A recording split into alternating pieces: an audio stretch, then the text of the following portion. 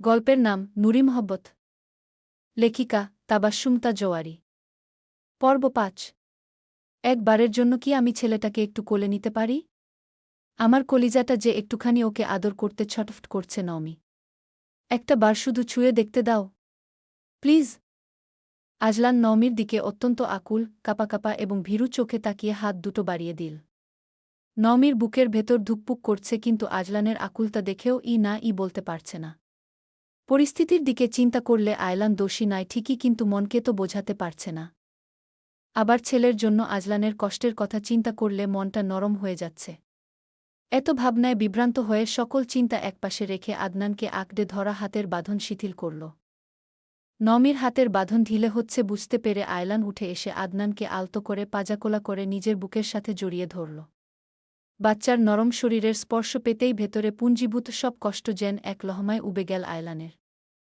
সে আদনানের ছোট্ট পিঠে হাত রেখে ওকে নিজের বুকের সাথে আরও শক্ত করে চেপে ধরল। বাচ্চার গা থেকে ভেসে আসা চেনা অথচ অচেনা সেই মিষ্টি সুবাসটা আয়লানের নাসিকারন্ধ্র হয়ে সোজা তার কলিজায় গিয়ে আঘাত করল। এতটা বছর যে বুকটা এক তীব্র শূন্যতা আর হাহাকারে পুড়ে খাক হয়ে যাচ্ছিল, আজ সেখানে যেন এক নিমিষেই শান্তির সুশীতল বৃষ্টি নেমে এল। আদনান শুধু দেখেই যাচ্ছে। হুট করে মায়ের কোল থেকে নেওয়ায় কিছুটা ঘাবড়ে গিয়েছিল প্রথমে, কিন্তু পরে শান্ত হয়ে বসে আছে। তার চেনা চেহারা, এটা তো তার বাবা, তাই না? বুঝছে কি না কে জানে। আজলান আদনানের ঘাড়ের কাছে মুখ গুজে দিল। তার চোখ থেকে নোনা জল গড়িয়ে পড়তে লাগল অবাধ্যের মতো। তার উত্তপ্ত চোখের জল আদনানের নরম পিঠ ছুঁয়ে দিতেই আদনান প্রথমে একটু ঘাবড়ে গেল। সে চোখ দুটো বড় বড় করে ঘাট ঘুরিয়ে মায়ের দিকে তাকানোর চেষ্টা করল, কিন্তু কাঁদল না কেন যেন। বোধহয় রক্তের টান।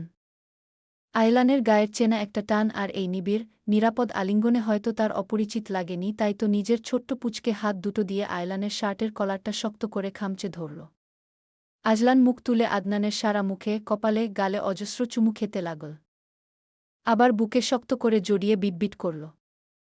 আমার বাবা, আমার কলিজার টুকরো, আমাকে ক্ষমা করে দিস বাপ। তোর এই অভাগা বাবা তোকে চিনতে পারেনি। আমি কেমন বাবা রে, যে নিজের সন্তানকে বুকে জড়িয়ে ধরার জন্য এতগুলো বছর অপচয় করে ফেল। নমি এতক্ষণ পাথরের মতোই বসে সবটা দেখছিল। আদনানের জন্য আজলানের করা আর্তনাদ শুনে তার নিজের বুকের ভেতরটাও তখন ভেঙে চুরমার হয়ে যাচ্ছিল। আদনানের জন্য ব্যাকুলতা তো খাঁটি। এই দৃশ্য দেখে তার খুব আফসোস হল। কেন সত্যটা ৩ বছর আগে সামনে এলো না? কেন তাদের জীবনটাকে একটা মিথ্যের ঝড়ে তাসের ঘরের মতো ভেঙে পড়তে হল? এরকমটা তো না হলেও পারত।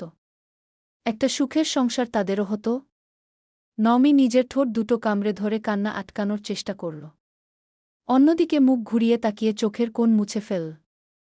সে চায় না আর কাউকে কোনোরকম দুর্বলতা দেখাতে। আজলান আদনানকে কোল থেকে নামাচ্ছিল না, মনে হচ্ছিল এখন ছেড়ে দিলেই বুঝি এই পরম পাওয়াটা আবার কোনো কুয়াশায় হারিয়ে যাবে। খানিকক্ষণ পর আয়লান কিছুটা সামলে উঠলে নমির দিকে তাকিয়ে বলল, আমি জানি নমি, যেই সময়টা চলে গেছে সেটা ফিরে আসবে না। আমরা পারব না সেটা ফেরাতে। অতীতের কোনো ক্ষতকেই পুরোপুরি মুছে দিতে পারবে না। কিন্তু আজ এই নিষ্পাপ বাচ্চার ছোঁয়া পেয়ে আমার ভেতরের শেষ সংশয়টুকুও পুড়ে ছাই হয়ে গেছে। আমি নিজের অজান্তেই হোক কিংবা পরিস্থিতির চাপে, আমাদের ভালোবাসার সাথে, তোমার বিশ্বাসের সাথে অন্যায় করেছি। তুমি আমাকে ক্ষমা করতে না পারো নূর, কিন্তু আমাদের এই সন্তানটাকে তার বাবার অধিকার থেকে আর দূরে সরিয়ে রেখো না, প্লিজ। নমি চুপ করে মেঝের দিকে চেয়ে আছে। নমির চুপ থাকা দেখে আয়লানের মনে আবার ভয় দানা বাঁধল। আজলান আবারও ব্যাকুল কণ্ঠে বলল, প্লিজ নমি, চুপ থেকো না, কিছু তো বলো।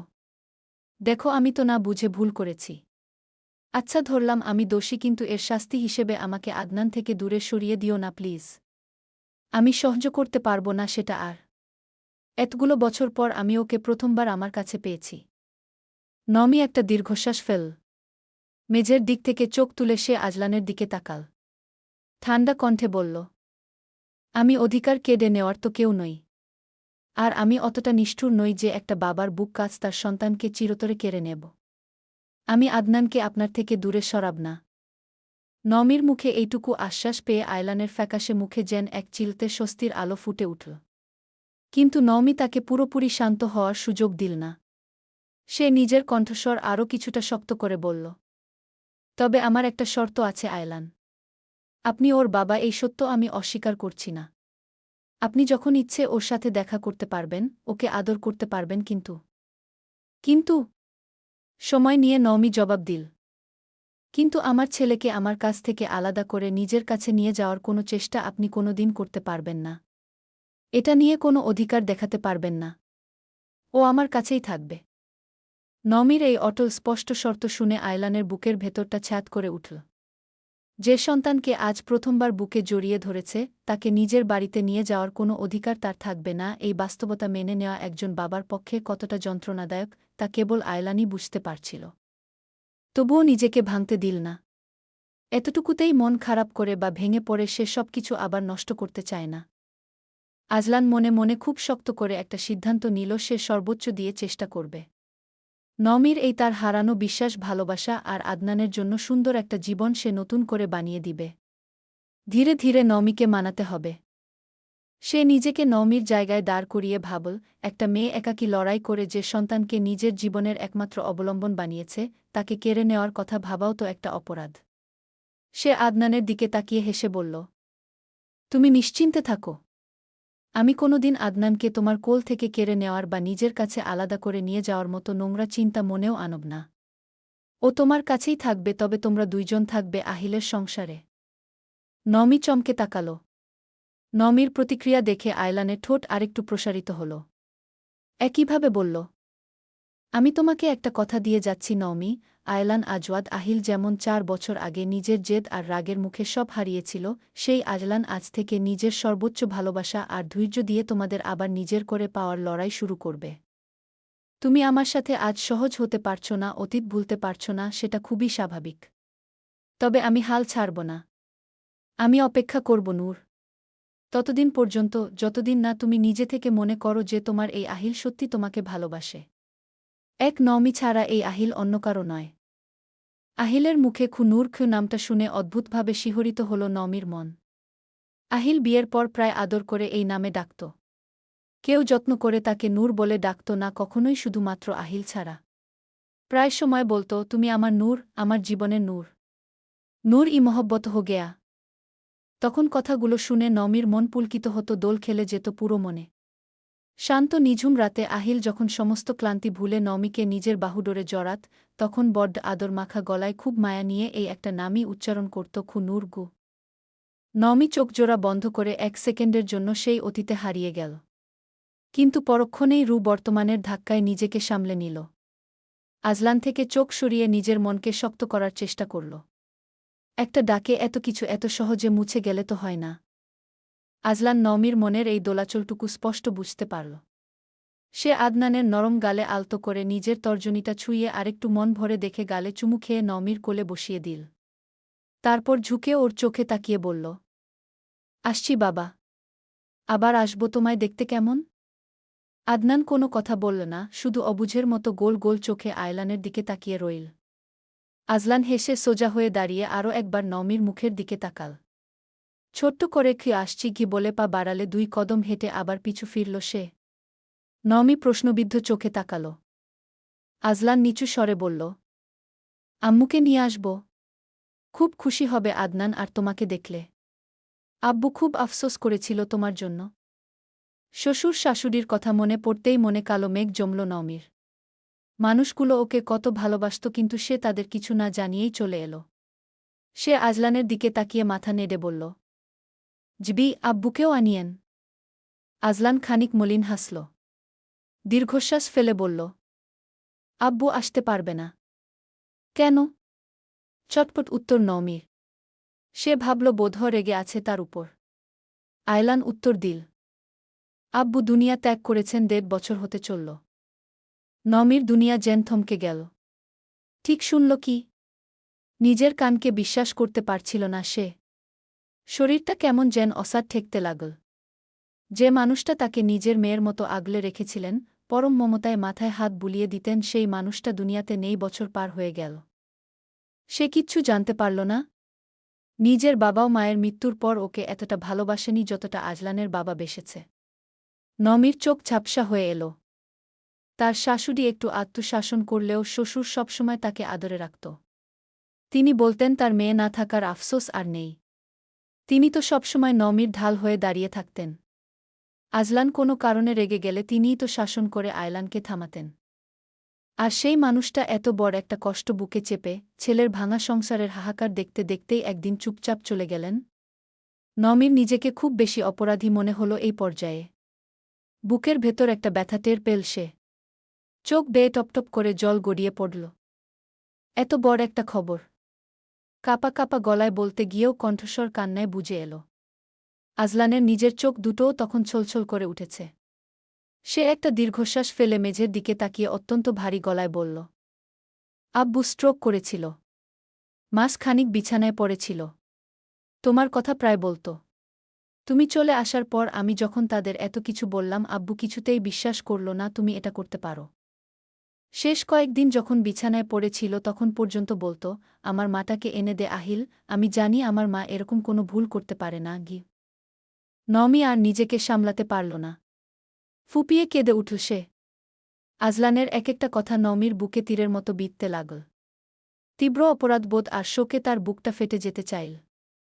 আজলান নিজেকে সামলে আবার বলল, আব্বু চলে যাওয়ার পর আম্মু পুরো ভেঙে পড়েছেন।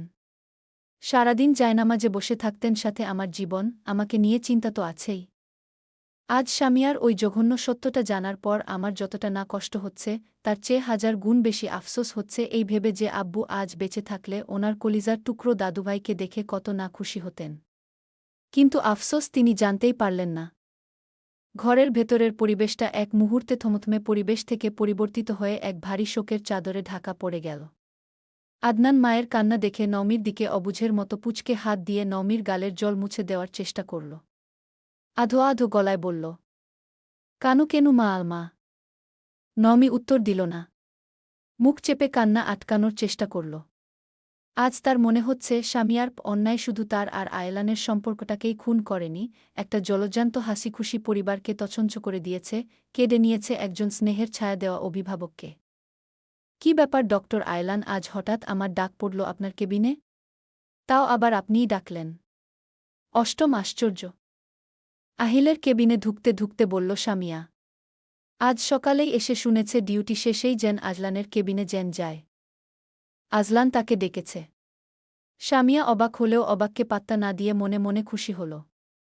আজলানের সবকিছুই তো তার ভালো লাগে। ও রাগ বিরক্তি দেখালেও তার মনে হয় সারাক্ষণ যেন সব শুনে। আজকে আয়লান ডেকেছে শুনে মনটা উডু উডু করছে। কাজে মন বসাতে পারছে না, আর না পারছে তক্ষুনি ছুটে যেতে। অ্যাসিস্ট্যান্টকে কড়া ভাষায় বলে দিয়েছে যেন আজকে কম রোগীর অ্যাপয়েন্টমেন্ট নিয়ে তার স্পেশাল কাজ আছে। সেই থেকে মনটা ছটফট করছে আর ভাবছে হয়তো আয়লান তাকে বুঝতে পারছে। কোনোরকম ডিউটি দ্রুত শেষ করে ছুটে গেল আজলানের কেবিনে। আজলান তখন বসে আছে গম্ভীর মুখে। একটু আগেই ডিউটি শেষ করল। সে অনেক আগেই বেরিয়ে যেত, কারণ সে বাসায় গিয়ে মাকে নিয়ে বেরোবে নমির বাসার উদ্দেশ্যে। মাকে এখনও বলেনি ওদের কথা, তবে বলেছে একটা জায়গায় যাবে। এসব ভাবতে ভাবতে শোনা গেল স্বামীয়ার কণ্ঠস্বর। সে মাথা তুলে তাকাল। মুখাবয়ব শক্ত হয়ে গেল তার। চোখে যেন আগুনের ফুলকি দেখা যাচ্ছে। তবুও স্বাভাবিক কণ্ঠে বলল, আয়, আমিই ডেকেছি। স্বামীয়া খুশি খুশি মনে হেসে এসে বসল। স্বামীয়ার মনে কি চলছে ভেবে মনে মনে হেসে নিল আয়লান। হাসাহাসি শেষে নিজের উপর বিরক্ত হল সে। নিজের এত বছরের ব্যক্তিত্ব থেকে বেরিয়ে সে মনে মনে হাসছে। পরক্ষণেই ভাবল নওমি আর আদনানের প্রভাব মনে হয়। ওদের পেয়েই সে আবার আগের মতো হচ্ছে। এটা ভেবে ঠোঁটের কোণে এক চিলতে হাসি ফুটে উঠল। এদিকে আয়লানের হাসি দেখে স্বামীয়ার মনে আগডুম বাগডুম হচ্ছে। সে হাসি আরও জোরালো করে বলল, হ্যাঁ বল, কেন ডেকেছিস হঠাৎ? আজলান টেবিলের উপর রাখা একটা ফাইলের দিকে একদৃষ্টে তাকিয়ে রইল। তার বসার ভঙ্গিটা অত্যন্ত শান্ত, কিন্তু সেই শান্ত ভাবের আড়ালে যে একটা প্রলয়ঙ্করী ঝড় লুকিয়ে আছে তা স্বামীয়া টেরই পেল না। আজলান ধীরে সুস্থে ফাইলটা বন্ধ করল, তারপর চেয়ারের হেলান দিয়ে বসে ঠান্ডা চোখে স্বামীয়ার দিকে তাকাল। তার ঠোঁটের কোণে ফুটে উঠল এক ম্লান রহস্যময় হাসি। সে বলল, অবাক হয়েছিস নাকি ভয় পেয়েছিস? স্বামীয়া না বুঝে জবাবে বলল, ভয় কেন পাব? অবাকই হয়েছি, তবে খুশিও হয়েছি। তাই? আজলানের এমন হাসি খুশি কথায় সামিয়া এক প্রকার অস্থির হয়ে গেল খুশিতে। আজলান? সত্যি আজলান এমনভাবে কথা বলছে? আজলান পাশ থেকে কফি মগটা হাতে নিয়ে একটু চুমুক দিল। সামিয়ার এই অস্থিরতা, তার চোখের চাতক পাখির মতো চাউনি সবই আয়লান খুব ধীরে সুস্থে অবলোকন করছে। বাঘ যেমন শিকার করার আগে কিছুক্ষণ শিকারকে নিয়ে খেলা করে, আজলানের মনোভাবও ঠিক তেমন। সে একটু হেসে বলল, খুশি হওয়াটাই স্বাভাবিক সামিয়া। নিজের মনের আশা পূরণ হলে কার না ভালো লাগে, তাই না?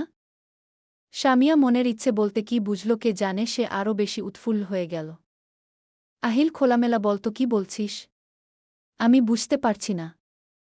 আমি বুঝাচ্ছি যে মানুষের মন তো সবসময় একরকম থাকে না। সময়ের সাথে সাথে অনেক ধারণাই বদলে যায়। আমি রিয়ালাইজ করছি এই দীর্ঘ সময়টা একা কাটাতে কাটাতে মানুষ যখন ক্লান্ত হয়ে পড়ে, তখন সে পেছন ফিরে তাকায়। ভাবে কার জন্য সে সব হারাল, আর কে তার এই একাকিত্বে সবসময় ছায়ার মতো পাশে ছিল। বাকি সব বাদ দিয়ে আয়লানের মুখে পাশে ছিল শব্দ দুটো শুনে সামিয়ার চোখ দুটো চকচক করে উঠল। সে ভাবল, এতদিনে বুঝি তার সাধনা সফল হতে চলেছে। নওমি চলে যাওয়ার পর আজলানের জীবনে যে শূন্যতা তৈরি হয়েছিল, সেখানে আজ নিজের জায়গাটা পাকা দেখতে পেল সে। এর জন্যই তো এত বছর চেষ্টা করছিল সে। সে আবেগ মেশানো গলায় বলল, আমি তো সবসময় তোর পাশেই থাকতে চেয়েছি আহিল। তুই দূরে দূরে থাকতি। কিন্তু আমি কোনোদিন তোর ভালো চাওয়া বন্ধ করিনি। তোর এই একাকিত্ব, এই কষ্ট আমি প্রতিদিন দূর থেকে দেখেছি। আজলান মনে মনে এক চরম বিতৃষ্ণা অনুভব করল। যে মেয়েটা একটা সাজানো সংসারকে নিজের হাতে বানিয়ে ধ্বংস করে দিল, সে আজ কত সহজে সহানুভূতির নাটক করছে। কিন্তু উপরে উপরে এমন ভাব করল যেন সে খুশি। তুই খুব বুদ্ধিমান। আর ঠিক এই কারণেই আজ তোকে এখানে ডেকেছি। আসলে একটা খটকা আমার মনে ইদানিং খুব বেশি কাজ করছে। আমি একটা নিখুঁত অঙ্কের হিসেব মেলাতে পারছি না। ভাবলাম তুই ছাড়া এই হিসেব আর কেউ মেলাতে পারবে না। মনে মনে ডান্স দেওয়া শুরু করে দিয়েছে সামিয়া। আজলান আমার প্রশংসা করছে। আমাকে সাহায্যের জন্য খুঁজছে। আহা আল্লাহ, তুমি আমাকে কি দিন দিয়ে দিলে! এত খুশি লাগতেছে গু। মনে মনে এগুলো বলে হেসে মুখে বলল, বল, কিসের হিসেব? তোকে সমাধান দিতে আমি হাজির। আজলান সময় নিয়ে বলল, এই যে 3 বছর আগে নওমি চলে গেল হঠাৎ। কোথায় গেল, কেন গেল কিছু বুঝতেই পারছি না। আজলানের মুখে নওমির কথা শুনে মুখের হাসি উবে গেল সামিয়ার। অপ্রস্তুত হল ভালোই। সামিয়া কোনমতে নিজের ভেতরের অস্বস্তিটুকু চেপে রাখার চেষ্টা করল। এই মুহূর্তে আজলানের মুখে নওমির নাম শোনার জন্য সে একদমই প্রস্তুত ছিল না। তবে নিজেকে সামলে নিয়ে একটু হালকা সুরে হাসার চেষ্টা করে বলল, এত বছর পর আবার এগুলো ভাবছিস কেন? ও তো সেই কবেই তোকে ভুল বুঝে রাগ করে নিজের মতো চলে গেছে। এখন আর ওসব ভেবে নিজের মাথা খারাপ করার কি দরকার?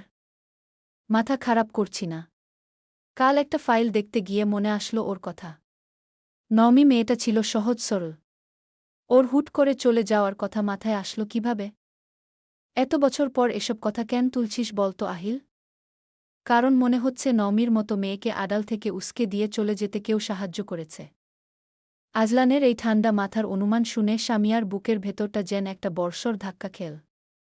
সে আমতা আমতা করে বলল, কে উস্কে দেবে আহিল?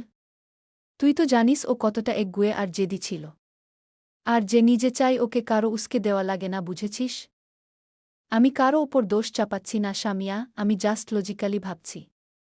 নওমিকে আমি বিয়ে করেছিলাম, ওর রাগ অভিমান সবটা আমার চেনা। ও আর যাই হোক, এতটা শক্ত মনের মেয়ে ছিল না যে এত বড় কাজ করবে। এতদিন রাগের বশে পাত্তা না দিলেও এটা এখন মনে পড়ছে, বুঝলি? ও একা কখনো বেরোতই না। কোনো কিছু আমার কাছ থেকে লুকাতো না, সেখানে কেউ ওকে নিশ্চয়ই জোর করেছে চুপ থাকার জন্য। সামিয়া একটা শুকনো ঢোক গিল। এসির বাতাসেও তার কপাল বেয়ে এক ফোঁটা ঘাম নেমে এলো। সে একটু বিরক্ত হওয়ার ভান করে বলল, তোর এই লজিকের কোনো মাথামুন্ডু নেই আহিল। যে নিজের ইচ্ছায় চলে যায় সে নিজেকে লুকিয়ে রাখতেই পারে। এর মধ্যে অন্য লোক আসবে কোত্থেকে? আর তুই আমাকেই বা এসব কেন জিজ্ঞেস করছিস? ওসবের আমি কি জানি?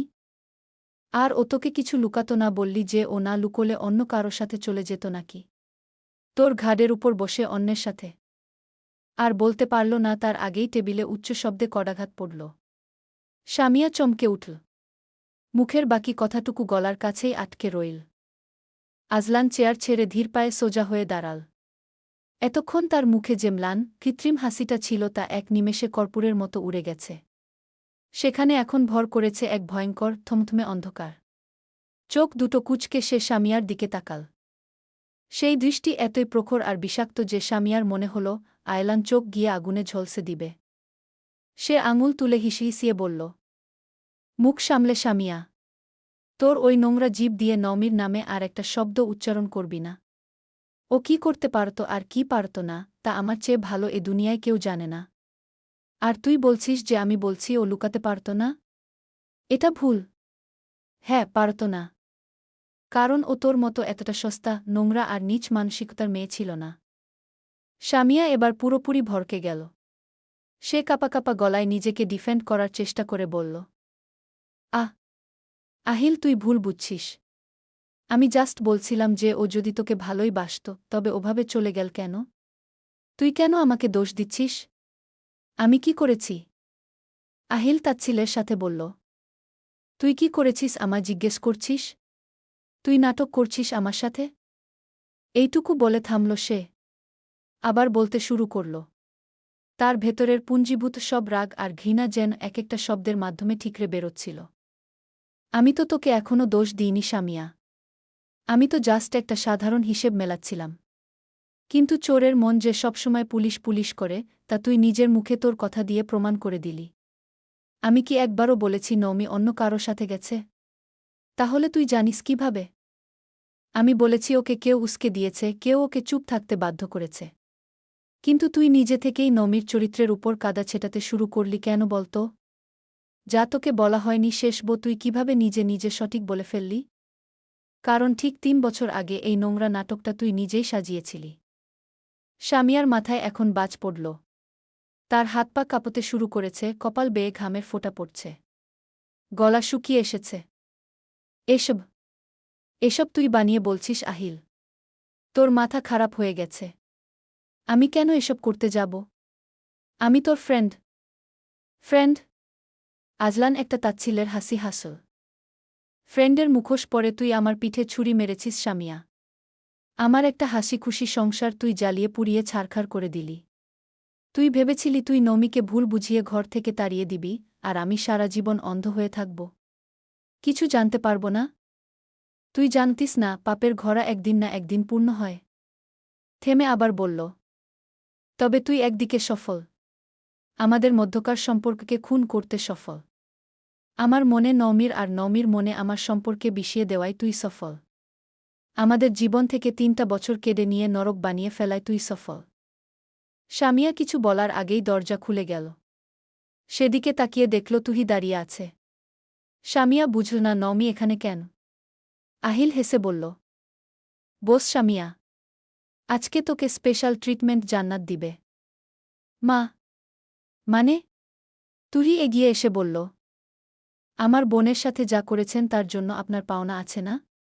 সেটা আমাকেই দিতে হবে। স্বামীয়ার বুঝতে বাকি রইল না কিন্তু বোন শুনে সে যেন আকাশ থেকে পড়ল। অবাক হয়ে বলল, বোন মানে? অত মানে তোর বোঝা লাগবে না। ভালোভাবে বলছি স্বীকার কর। কে কে মিলে কি করেছিস? স্বামীয়া এখনও মুখ খুলছে না। সে জেদ দেখিয়ে চিল্লিয়ে বলল, আমি কি করব? আমি কিছুই করিনি। শুধু শুধু আমাকে দোষারোপ করছিস। কার না কার কথা শুনে এসেছিস, কে বলেছে তোকে? ওই চরিত্রহী।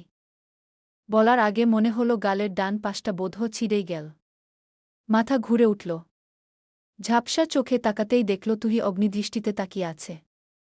সে তাকাতেই ফুঁসতে ফুঁসতে বলল, খবরদার! নমির নামে যদি আরেকটা বাজে কথা বলেছেন, জিভ টেনে ছিঁড়ে ফেলব একদম।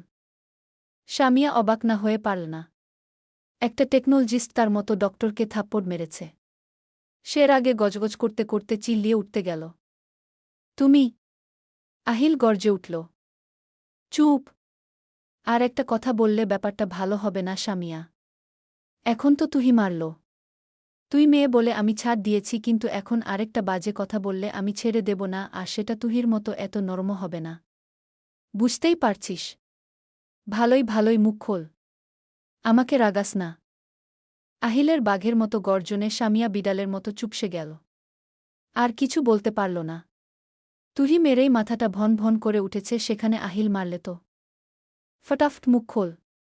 সবটা একটু জেদ জানতে চাই। একটা কথা লুকালে একটা একটা আঘাত পড়বে তোর শরীরে। সামিয়া চুপচাপ বসে আছে। তার পায়ের তলার মাটি আর অবশিষ্ট নেই। সে ফাঁদে পড়ে গেছে, আর এই ফাঁদ থেকে বেরোনোর কোনো পথই তার জানা নেই। এতক্ষণ বহু চেষ্টা করেছিল মোট ঘোরানোর। অনেক নেকা কান্না আর ইমোশনাল কথা বলে, কিন্তু আয়লান আর তুহি যে আটঘাট বেঁধে নেমেছে। এর মধ্যে তুহি আবার আরেকটা দিয়েছে কানের নিচে। তারপর আজলানের ভয়ে এখন চুপ করে গেছে সামিয়া। এর মধ্যে কোথা থেকে যেন আবরার ও হাজির হয়েছে। আজলান ঠান্ডা শীতল কণ্ঠে বলে উঠল, সামিয়া তুই কিছু বলবি নাকি আমাকে অন্য ব্যবস্থা নিতে হবে? হ্যাঁ, করেছি। আমিই করেছি সব, চিল্লিয়ে বলে উঠল সামিয়া। আজলান টেবিলে জোরে বাড়ি দিয়ে বলল, গলা নিচে। তুই যে করেছিস এটা আমরা জানি। কেন করেছিস সেটা বল। আর একা তো কিছু করিসনি, কার সাথে হাত মিলিয়েছিস? হঠাৎ সামিয়া হেসে উঠল। যাক, তাহলে তোরা বোকা না যে ভাবছিস এই পুরো প্ল্যানটা শুধু আমার একার ছিল। এত নিখুঁতভাবে তোদের ঘরের ভেতরের খবর, নওমির বাপের বাড়ির খবর আমি একা একা পেতাম নাকি? পরিষ্কার করে বল সামিয়া। কথা পেঁচাবি না, না হয় আরেকটা থাপ্পড় পড়বে, সেটা হবে আমার হাতের। সামিয়া ফুঁসে উঠল। তুই আমার সাথে রাগ দেখাচ্ছিস কেন? তোর টাকায় কেনা আমি? বলতে দেরি গালে আরেকটা থাপ্পড় পড়তে দেরি হয়নি। এবারও মেরেছে তুহি। এদিকে আবরারের হাসি পাচ্ছে তুহির থাপ্পড় দেখে। বেচারি সব রাগ একসাথে ঝাড়তে চাইছে আর ডক্টর সামিয়ার অবস্থা বেহাল করতে চাইছে। এই মেয়ে, তুমি আমাকে আরেকটা খাওয়ার আগে সত্যি কথা বলে দিলেই তো হয়। ডক্টর হয়ে এভাবে থাপ্পড় খাওয়াটা সম্মানের কিছু নয় নিশ্চয়ই। আবরারের গম্ভীর কণ্ঠস্বর। এই সিরিয়াস মোমেন্টে হাসা যাবে না, তখন দেখা যাবে তুহি ওকেও মেরে না বসে। আজলান বিরক্ত হয়ে বলল, দেখ এত সময় নেই, দ্রুত বল। আমার ছেলেকে দেখতে যেতে হবে। সামিয়া অবাক হয়ে বলল, ছেলে মানে? ছেলে মানে আমার ছেলে। তুই তোর কথা বল, আমার ছেলের উপর তোর কুনজর দিবি মা ডাইনি। সামিয়া এবার আর চুপ থাকল না। সে বলতে শুরু করল, তোর ওই বুটার যে একটা সৎমা আছে তার কথা বলছি। নমিকে তোরা যতটা ভালোবাসতিস, ওই মহিলা ওকে ততটাই চোখে হারাতে পারত না। মানে ঘৃণায়। নমিকে তোর মতো বড় ডাক্তারের সাথে বিয়ে দিয়ে ও সুখে থাকবে, এটা ওই মহিলা কোনোদিন মেনে নিতে পারেনি। আর আমার চাই ছিল তোকে। ব্যাস, শত্রুর শত্রু তো বন্ধুই হয়, তাই না? আজলান আর আবরার রাগে ফেটে পড়ল। এদের তো চেনা আছে তাদের। তুহি বলল, আপনি ওনাকে কোথায় পেয়েছেন? বিয়ের পর আমি একবার ওদের বাড়ি গিয়েছিলাম। আহিল, তোর মনে আছে কি না জানি না। সেবার আমি অনেক কিছু দেখলাম, বুঝলাম। তোর আড়ালে নমিকে কে কি বলে সেসব আমার চোখে পড়েছিল, ব্যাস আমার বুঝতে অসুবিধা হল না। বুঝতে পারছিলাম আমার স্বার্থ হাসিল করতে ওনাকে প্রয়োজন। আজলান দাঁতে দাঁত চেপে বলল, তোর কিসের স্বার্থ নমির সাথে? কেন করেছিস তুই এসব? সামিয়া কোনো দ্বিধা ছাড়া বলল, সেই মেডিকেলের ফার্স্ট ইয়ার থেকে আমি তোকে পছন্দ করি আর তুই আমাকে পাত্তাই দিস না। ভেবেছিলাম হয়তো পড়ালেখার জন্য, কিন্তু মেডিকেল পার করে ফেলার পর ও তোর মধ্যে কোনো চেঞ্জ নেই। হুট করে একদিন শুনলাম তুই বিয়ে করছিস। রাগ হবে না আমার, বল? তোর জন্য এফোর্ট দেইনি আমি? কত চেষ্টা করেছি তোকে পেতে।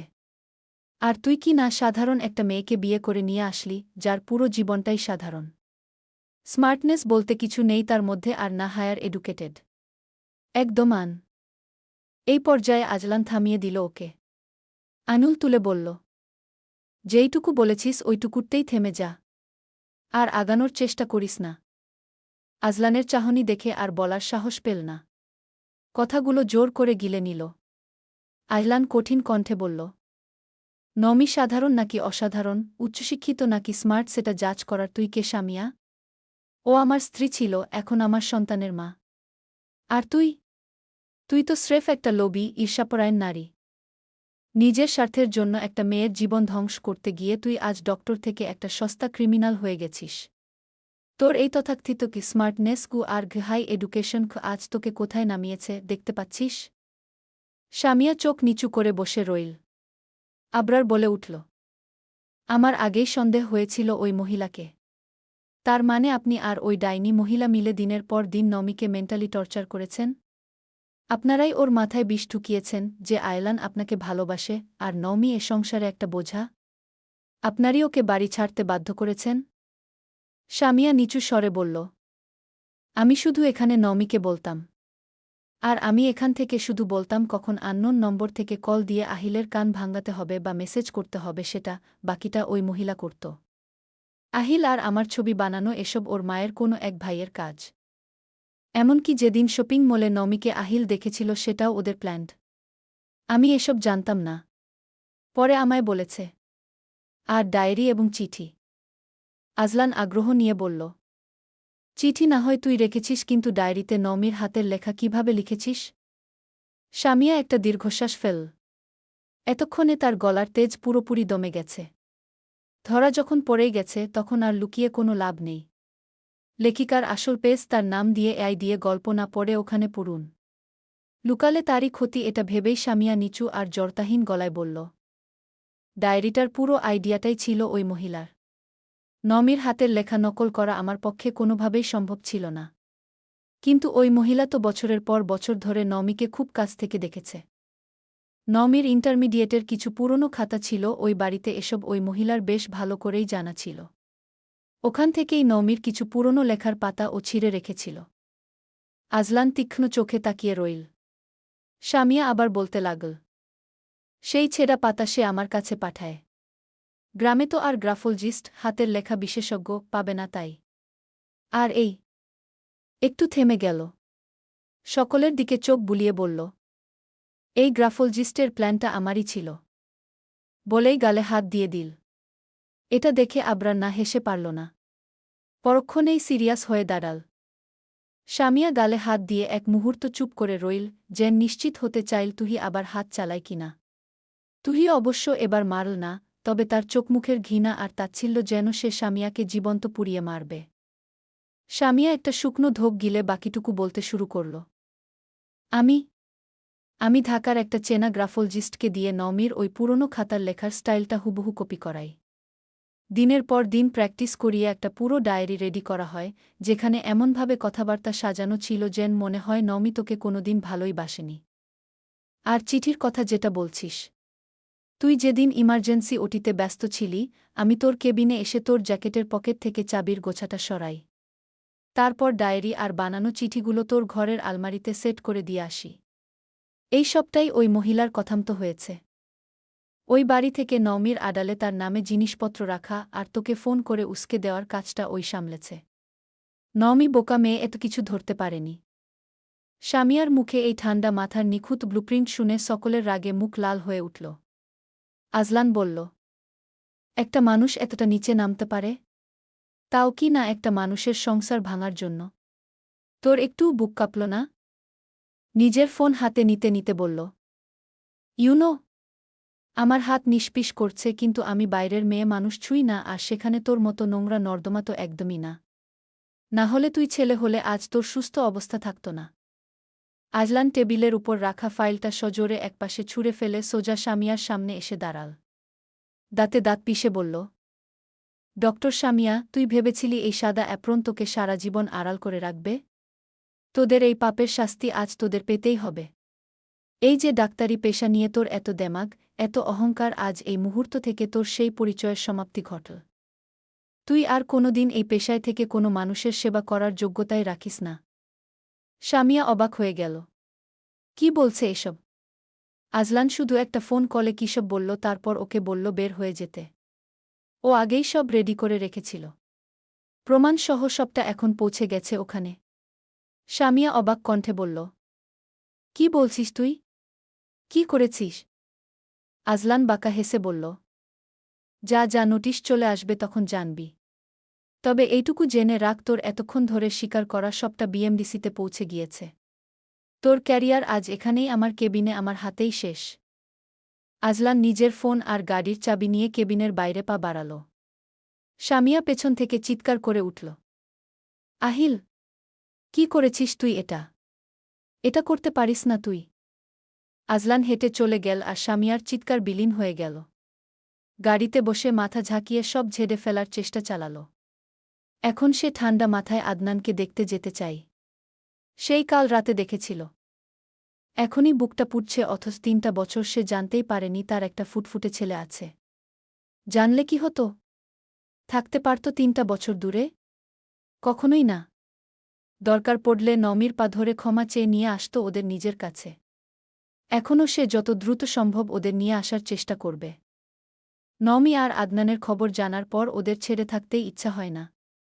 হাসপাতালে যখন ও প্রথমবার ছেলেটাকে দেখেছিল, তখন এক অদ্ভুত টান অনুভব করেছিল বুকে। অথচ তখনও জানত না, এই নিষ্পাপ মুখটাই তার জীবনের সবচেয়ে বড় হাহাকার আর সবচেয়ে বড় আনন্দের কারণ হতে যাচ্ছে। 3টা বছর। 3টা দীর্ঘ বছর ধরে তার কলিজার টুকরোটা এই পৃথিবীর আলোবাতাস দেখছে, বড় হচ্ছে, অথচ বাবা হয়ে সে তার অস্তিত্বেরই খবর জানত না। নমি কতটা কষ্ট বুকে চেপে একা একা এই মা হওয়ার জার্নিটা পার করেছে, ভেবেই আজলানের নিজের উপর এক চরম ধিক্কার জন্মাল। যদি সে 4 বছর আগে একটু ঠান্ডা মাথায় ভাবত, যদি সামিয়া আর ওই ডাইনির পাতা ফাঁদে পা না দিয়ে নিজের ভালোবাসার উপর ভরসা রাখত, তাহলে আজ আদনান তার বুকেই বড় হতো। ভেবে একটা আফসোস কাজ করল মনে। সেসব পরে ভাবা যাবে এই ভেবে দ্রুত গাড়ি স্টার্ট দিল সে।